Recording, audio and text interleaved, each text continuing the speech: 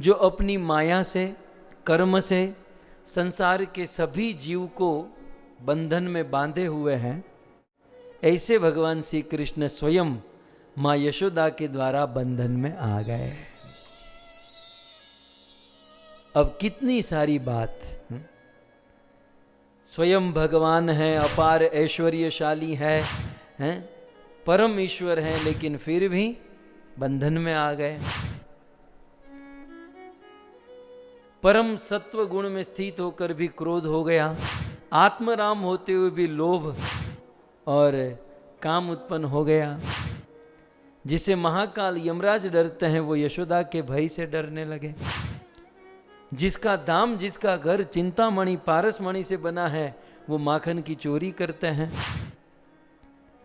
तो इतना इतना कृष्ण इस लीला में आखिर दिखाना क्या चाहते हैं? हमारा प्रश्न तो अभी खड़ा है, जिस प्रश्न को लेकर हमने शुरू किया है। चलो भाई, एक दो मिस्टेक हो जाए, एक दो आउटलाइन चले जाए, बात अलग है, लेकिन अपने स्वयं गीता में जितने सिद्धांत बोले उन सारे सिद्धांत को तोड़ फोड़ कर कृष्ण ने ये दामोदर लीला संपन्न की। तो इस दामोदर लीला से कृष्ण आखिर दिखाना क्या चाहता है? दामोदर लीला करके भगवान क्या दिखाना चाहते हैं? मतलब ये लीला क्यों, वाई? किसी के हाथ में बंध जाना क्यों? आखिर हम लोग कहते हैं ना कभी कभी लोकल भाषा में, आखिर तू साबित क्या करना चाहता है? आखिर तू दिखाना क्या चाहता है? सो इस दामोदर लीला को करके आखिर कृष्ण क्या दिखाना चाहते हैं?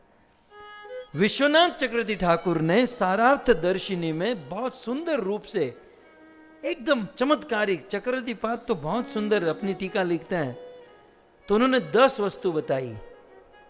एवं संदर्शिना यंग हरिणा भृत्यवश्यता स्ववशेन अपि कृष्णन यस्य इदम स ईश्वरम वशे। बड़े बड़े शिव, ब्रह्मा, इंद्र, चंद्र, वरुण सबको अपने इशारे पर नचाने वाला ये कृष्ण, मयाध्यक्षेण प्रकृति सूर्यते सचराचरण कहने वाला ये कृष्ण, अपनी एक एक भ्रिकुटी भंग मात्र से करोड़ों ब्रह्मांड का प्रलय करने वाला ये कृष्ण यशोदा के बंधन में बंध गया। जिस कृष्ण की एक छोटी सी शक्ति है माया, और उस छोटी सी शक्ति माया ने, भागवत के 6 स्कंद में स्वयं यमराज जी कहते हैं, ओतम पोतम पट वधत्र विश्वम। कृष्ण की छोटी सी बहिरंगा, वो भी बाहर की, दूर की शक्ति है माया। उस छोटी सी शक्ति ने करोड़ों करोड़ों ब्रह्मांड के जीवों को बांध कर रखा है। माया रूपी रस्सी से सबको बांध कर रखा है। अरे ये सूर्य, चंद्र, तारे, ये गोले, ये 14 लोक आकाश में मतलब स्थिर खड़े हैं, इस कालिये ने बांध कर रखा है सब कुछ। जिस भगवान से पूरी दुनिया, ब्रह्मांड बंधा हुआ है, वो भगवान अपने आप को बंधन में डालकर आखिर दिखाना क्या चाहता है? जिसके लिए तुलसीदास जी ने कह दिया, जिन बांझो सुर असुर नाग मुनि प्रबल प्रेम की डोरी, सोई अविछन्न जसुमति बांझो सकत न छोरी। जिस कृष्ण ने देवताओं को, असुरों को, नाग, गंधर्व, किन्नर, मुनि सबको बांध कर रखा अपनी माया रूपी रस्सी से, लेकिन उस कृष्ण को यशोदा ने प्रेम रूपी रस्सी से बांध दिया, जिस रस्सी को ये थोड़ी भी नहीं छोड़ पाया, उस बंधन को नहीं त्याग पाया। तो आखिर कृष्ण ये बंध कर दिखाना क्या चाहते हैं? आखिर कृष्ण क्या मैसेज देना चाहते हैं? आखिर क्यों भगवान, कभी नहीं बंधने वाले भगवान बंध जाते हैं? इस पर हमारे आचार्यों ने, खास करके विश्वनाथ चक्रवर्ती ठाकुर ने बहुत सुंदर सारार्थ दर्शिनी में कुछ टीका लिखी है। आप इस रस में डूबिए, बहुत सुंदर चक्रवर्ती पाद कहते हैं। भगवान दामोदर को देखकर, भगवान दामोदर की लीला के ऊपर श्री विश्वनाथ चक्र ठाकुर कहते हैं कि भगवतः, ये दामोदर, ये कृष्ण कौन है? भगवत, स्वयं भगवान है। और कैसे भगवान है? परम अपार ऐश्वर्य। शब्द शब्द समझिए आप।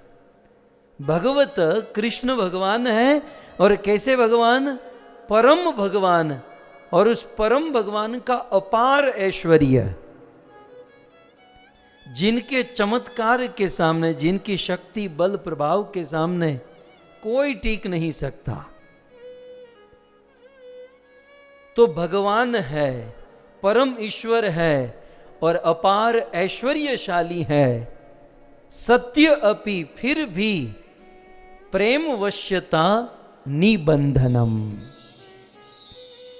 भगवान होकर भी, परम ईश्वर होकर भी, अपार ऐश्वर्यमयी होकर भी, निबंधनम, भगवान बंध गए।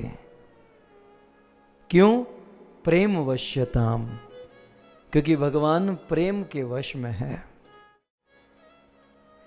विश्वनाथ चक्र ठाकुर आगे कहते हैं, बंधनम इदम परम चमत्कारित्वात्। इदम बंधनम, दामोदर, हम पूरे महीने दामोदर लीला गाएंगे, देखेंगे, दर्शन करेंगे, दीपदान करेंगे। तो ये भगवान दामोदर के ऊपर जो बंधन है, परम चमत्कारित्वात्, ये बहुत चमत्कारित बंधन है। क्यों? क्योंकि इस दुनिया में किसी भी आदमी को बंधन में डाला जाता है तो वो अच्छा नहीं माना जाता।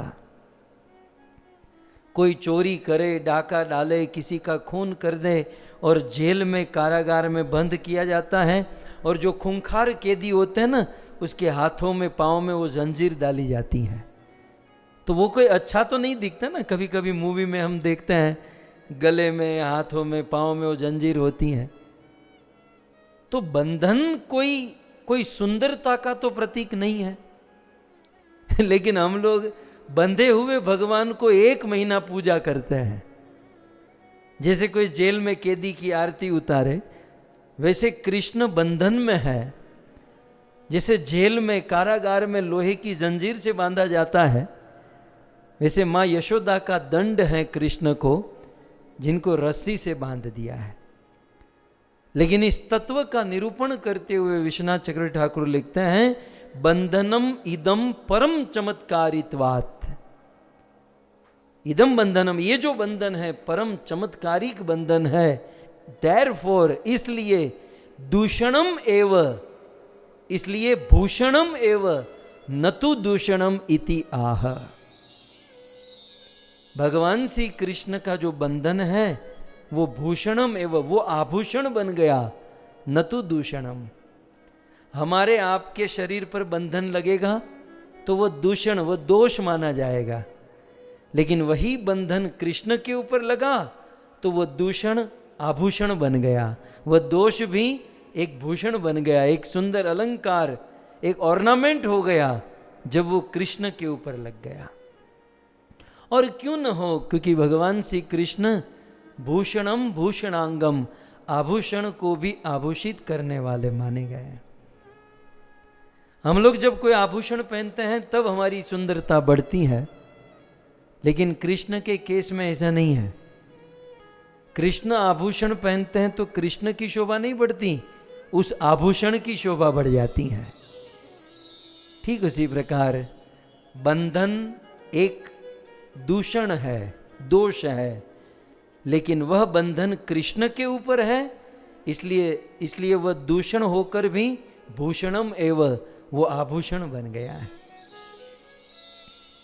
बहुत सुंदर रसमयी बात श्री चक्रवर्तीपाद आगे करते हैं। अब आप कृष्ण की प्रोफाइल के ऊपर थोड़ी सी दृष्टि कीजिए। कृष्ण कैसे हैं? कहते हैं स्वस्य, स्व, कृष्ण स्वतः में कैसे हैं? आत्म राम। कृष्ण स्वयं अपने आप में आत्म राम है। अब आत्मराम का अर्थ समझते हैं? आत्मराम माने जो अपनी आत्मा में रमण करता है, माने जो अपने आप में ही खुश है, माने जो अपने आप में आनंदित है, परम प्रसन्न है, जिसको बाहर से कोई वस्तु नहीं चाहिए, आत्मराम। सो कृष्ण कैसे हैं? कृष्ण आत्मराम है। जिसे हमको सुखी होने के लिए, प्रसन्न संतुष्ट होने के लिए बाहर से कोई वस्तु लेनी पड़ती है, कृष्ण को ऐसा नहीं है। कृष्ण अपने अंदर से ही सुखी है, वो आत्मराम है, अपनी आत्मा में ही आनंद कर लेता है। लेकिन इस दामोदर लीला में क्या देखा गया?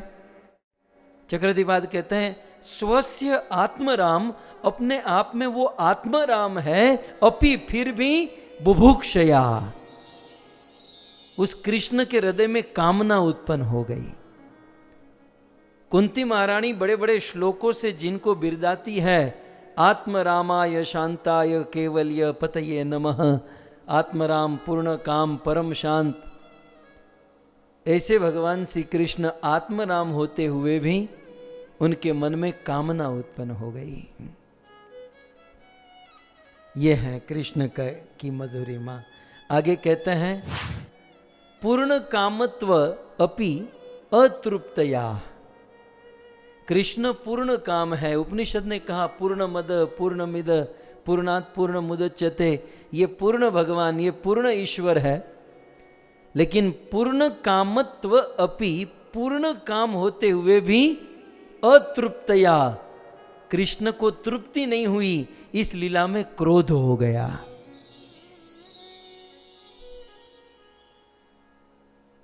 सो आत्मराम होते हुए भी काम हो गया, और पूर्ण काम होते हुए भी इनको लोभ हो गया कि मैं और माँ का दूध पीऊं। और फिर आगे कहते हैं कि शुद्ध सत्व स्वरूपत्व अपि, शुद्ध सत्व में स्थित होकर भी कोपेन, इस लीला में कृष्ण को क्रोध हो गया। कृष्ण कौन है? हमारी तरह रजोगुण तमोगुण सत्वगुण में भी नहीं, वो तीनों गुणों से पार परे शुद्ध सत्व में स्थित, जहां पर क्रोध का कोई प्रश्न ही नहीं है। लेकिन शुद्ध सत्व स्वरूप अपि कोपेन, कृष्ण को क्रोध हो गया। एक बात बताएं, भगवत गीता में कृष्ण कहते हैं कि नरक में जाने के 3 रास्ते हैं। 3 ऐसे रोड है, हाईवे, फ्रीवे, जो सीधे नरक में जाते हैं। इसलिए अर्जुन तस्मात् एतत् त्रयम् त्यजेत, इसलिए अर्जुन ये 3 रास्ते को त्याग देना चाहिए। अच्छा, अर्जुन ने कहा कि वो 3 मार्ग कौन से हैं, वो 3 चीज कौन सी हैं? तब गीता में कृष्ण ने कहा त्रिविधम नरकस्य इदम द्वारम नाशनम आत्मनः, ये 3 चीज नरक में ले जाने वाली है। और वह 3 चीज कौन है? काम, क्रोध, लोभ। काम, क्रोध और लोभ। तस्मात् देयरफॉर एतत् त्रयम् त्यजेत, इसलिए इन तीनों को त्याग देना चाहिए। सो भगवत गीता में कृष्ण ने अर्जुन को क्या कहा? काम को त्यागो, क्रोध को त्यागो और लोभ को त्यागो, क्योंकि ये नरक के द्वार है। और वही कृष्ण दामोदर लीला में क्या करते हैं? इस दामोदर लीला में जिस कृष्ण ने कहा कामना नहीं होनी चाहिए, तो इस लीला में कृष्ण को मां का दूध पीने की कामना हो गई। जब दूध पीने लगे तो और ज्यादा दूध पीने का लोभ हो गया। और जब मां कृष्ण को छोड़कर उस किचन में, रसोई घर में चली गई, तो दूध नहीं मिलने पर क्रोध हो गया। जिस कृष्ण ने गीता में अर्जुन को उपदेश झाड़ा, त्रिविधम नरकस्य इदम द्वारम नाशनम आत्मनः, काम, क्रोध तथा लोभ, तस्मात् एतत् त्रयम् त्यजेत, इन तीनों को त्यागना चाहिए। लेकिन वो तीनों चीज कृष्ण के जीवन में एक ही दिन में, दिवाली के दिन हो गई। काम भी हुआ, क्रोध भी हुआ, लोभ भी हुआ। आखिर ये सब करके कृष्ण दिखाना क्या चाहते हैं? वाई, दूसरों को उपदेश देते हैं और स्वयं उसका पालन नहीं करते, आखिर क्यों?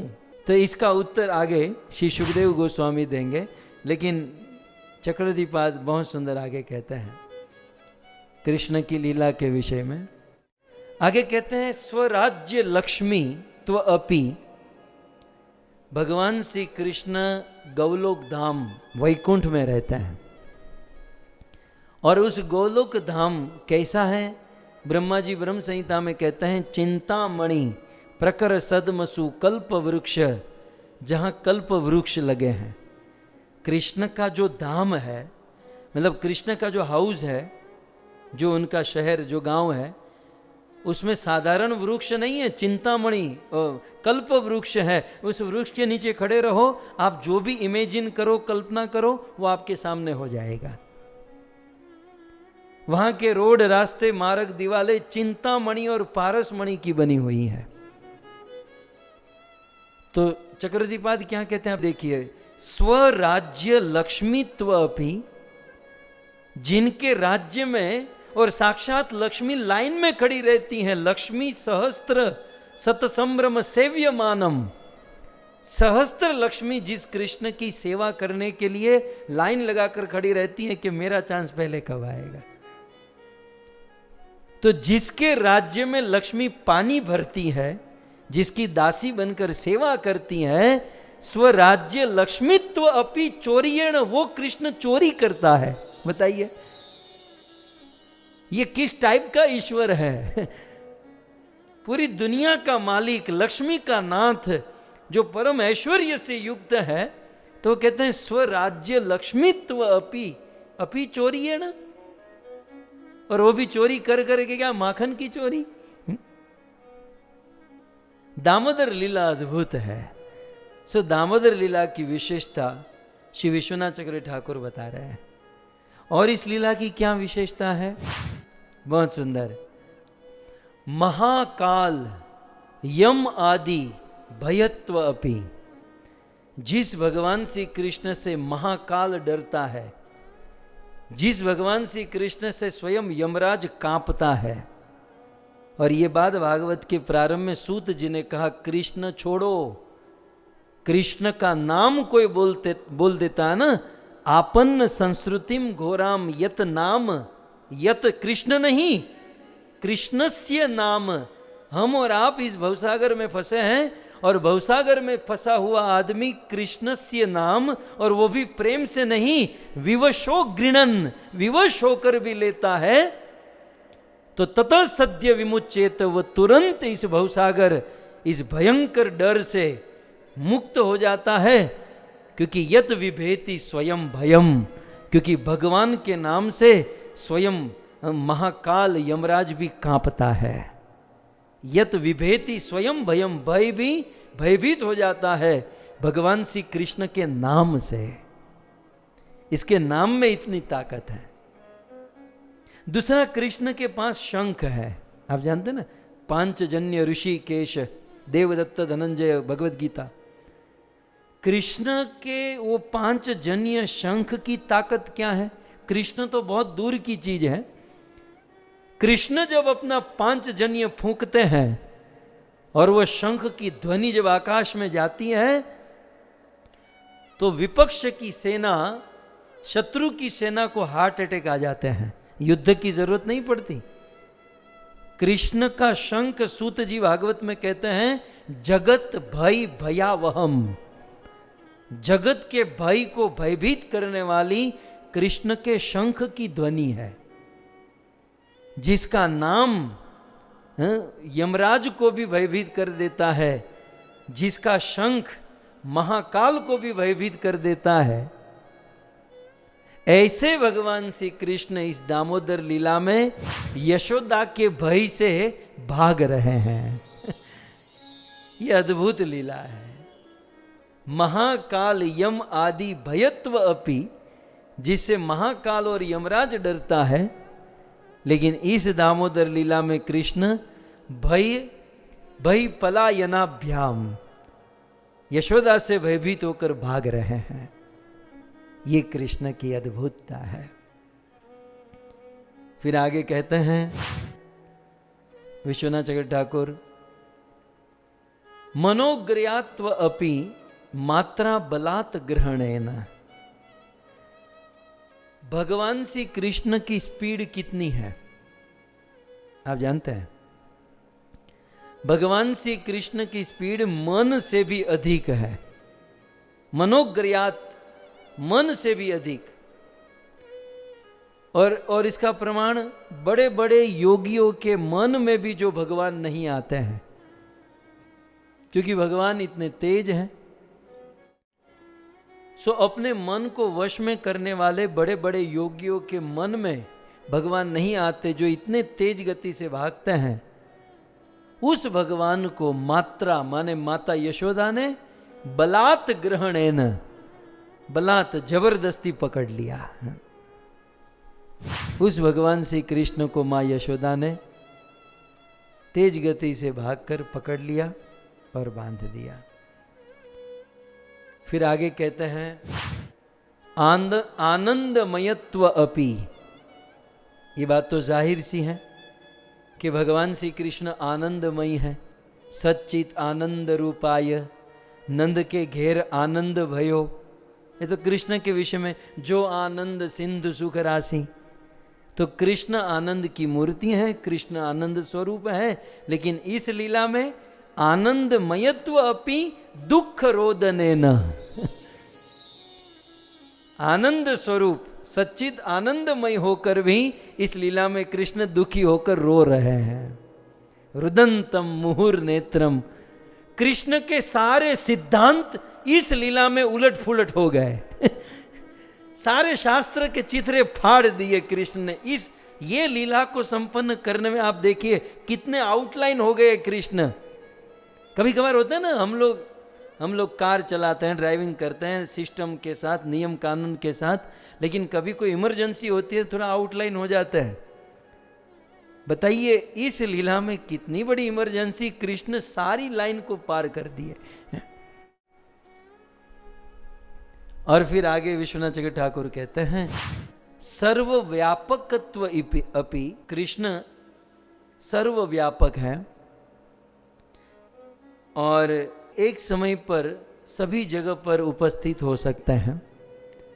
और इतना ही नहीं, जो अपनी माया से, कर्म से संसार के सभी जीव को बंधन में बांधे हुए हैं, ऐसे भगवान श्री कृष्ण स्वयं माँ यशोदा के द्वारा बंधन में आ गए। अब कितनी सारी बात। स्वयं भगवान है, अपार ऐश्वर्यशाली है, परम ईश्वर है, लेकिन फिर भी बंधन में आ गए। परम सत्व गुण में स्थित होकर भी क्रोध हो गया, आत्मराम होते हुए भी लोभ और काम उत्पन्न हो गया। जिसे महाकाल यमराज डरते हैं वो यशोदा के भय से डरने लगे। जिसका दाम, जिसका घर चिंतामणि पारसमणि से बना है, वो माखन की चोरी करते हैं। तो इतना इतना कृष्ण इस लीला में आखिर दिखाना क्या चाहते हैं? हमारा प्रश्न तो अभी खड़ा है, जिस प्रश्न को लेकर हमने शुरू किया है। चलो भाई, एक दो मिस्टेक हो जाए, एक दो आउटलाइन चले जाए, बात अलग है। लेकिन अपने स्वयं गीता में जितने सिद्धांत बोले, उन सारे सिद्धांत को तोड़ फोड़ कर कृष्ण ने ये दामोदर लीला संपन्न की। तो इस दामोदर लीला से कृष्ण आखिर दिखाना क्या चाहता है? तब श्री सुखदेव गोस्वामी इसका उत्तर देते हुए कहते हैं एवं संदर्शिता यंग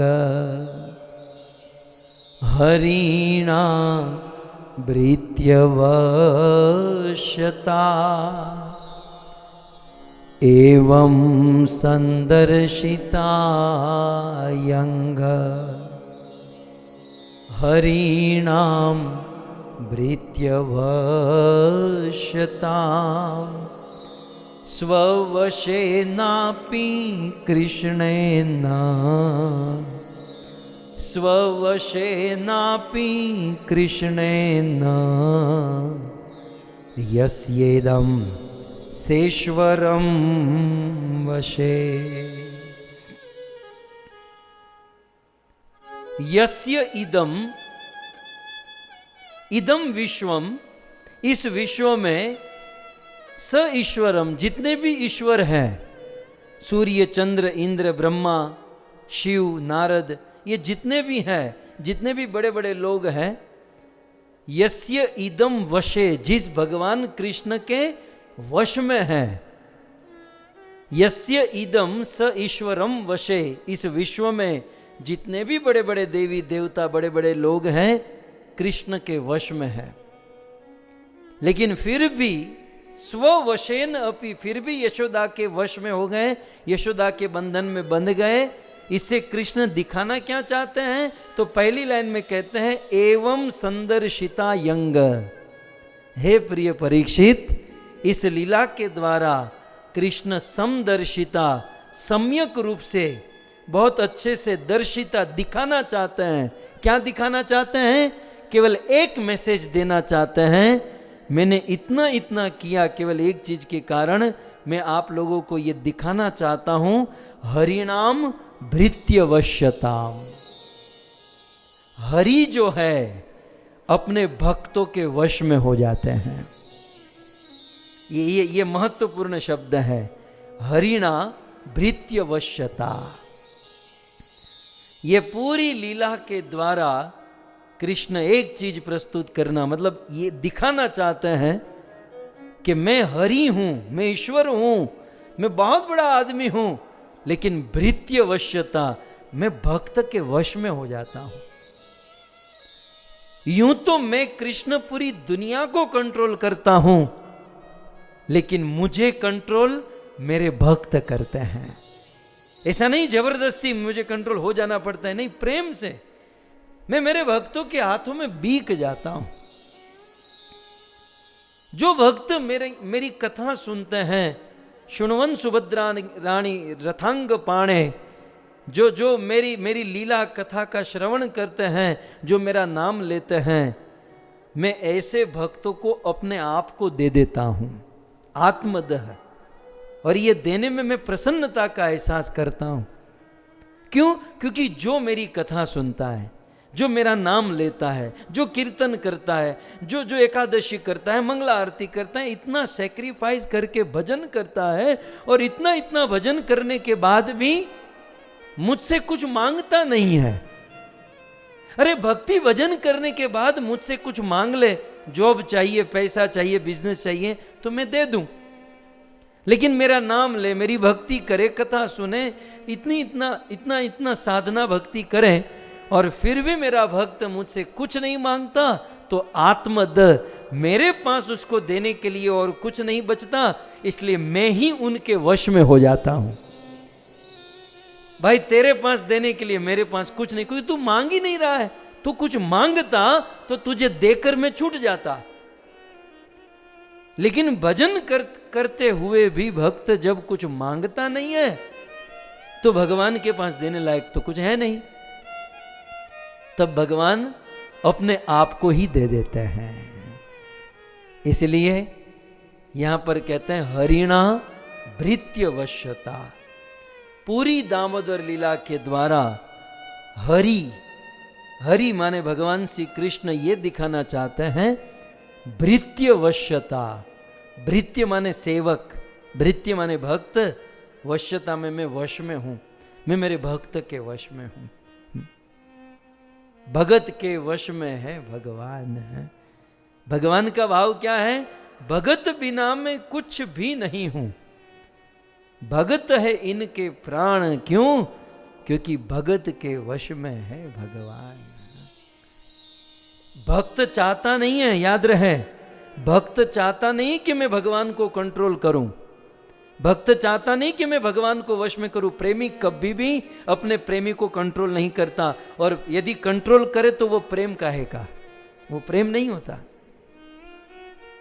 लेकिन भगवान स्वतः वश में हो जाते हैं। इसलिए आप देखो श्लोक में स्ववशेन अपि, स्वतः वश में हो जाते हैं कि भाई तू मुझे बांध ले, दूसरा कोई बांधे उससे अच्छा है तू बांध ले, तू मेरा भगत है। तो इस प्रकार से भगवान ये दिव्य मैसेज दामोदर लीला के द्वारा हम सबको देना चाहते हैं। कार्तिक महीना प्रारंभ हो चुका है और इस महीने में सुबह और शाम भगवान के इस दामोदर रूप का स्मरण, दामोदर अष्टकम और दीप दान करने की महिमा है।